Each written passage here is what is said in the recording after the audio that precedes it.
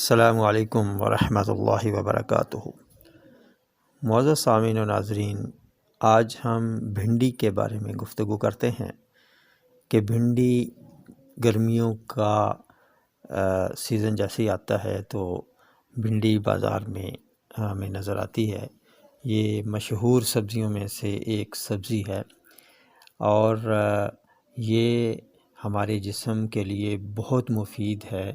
معدے کا السر ہو اس کے لیے مفید ہے، اور IBS ایشوز جتنے بھی ہوتے ہیں ان کے لیے یہ بہت مفید ہے۔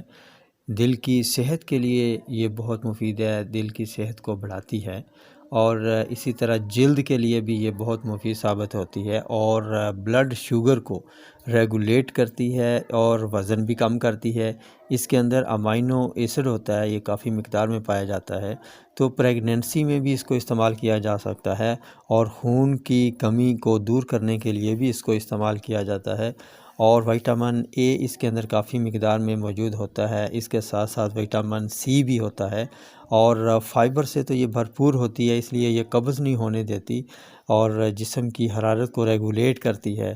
گلے کے درد کا بھی علاج ہے، الکلی ہے، تیزابیت کا حل ہے، سانس کی نالیوں کی سوزش کو ختم کرتی ہے۔ اس کے علاوہ بھی اس کے بہت بے شمار فائدے ہیں۔ تو بھنڈی کا استعمال جہاں مردوں کے لیے مفید ہے، خواتین کے لیے بھی اتنا ہی مفید ہے۔ لیکوریا بھی اس سے ختم ہو جاتا ہے، مردوں کا جریان اس سے ختم ہو جاتا ہے۔ اس کے علاوہ یہ طاقت کے لیے بھی استعمال کی جاتی ہے۔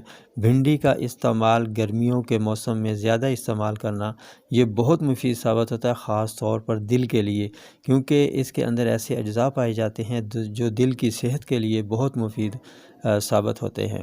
تو گرمیوں کا موسم آئے تو بھنڈی کا استعمال ہفتے میں 1-2 دفعہ تو لازمی ہو جانا چاہیے، کیونکہ اس کے افادیت انسان خود فیل کرتا ہے، کیونکہ اس کے اندر اتنے وہ کیلوری کیا کہتے ہیں اس کو، اس کے اندر چربیلے مادے نہیں ہوتے، کیونکہ عام طور پر زیادہ سبزیوں میں نہیں ہوتے، تو اس میں تو نہیں ہوتے، اس لیے یہ وزن بھی کم کرتی ہے، موٹاپا بھی نہیں ہونے دیتی، اور یہ بہترین ہے، ہضم بھی بہترین کا عمل کرتی ہے۔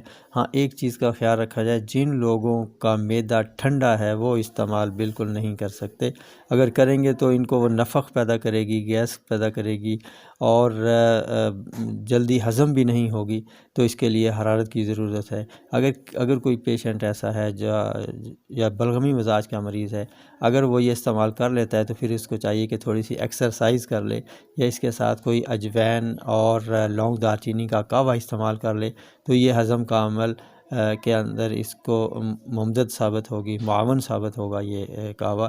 تو تندرستی انمول نعمت ہے۔ انہی الفاظ کے ساتھ اب اجازت چاہوں گا، پھر ملیں گے اگلی ویڈیو میں ایک نئے ٹاپک کے ساتھ، تب تک کے لیے اجازت دیجیے۔ السلام علیکم ورحمۃ اللہ وبرکاتہ۔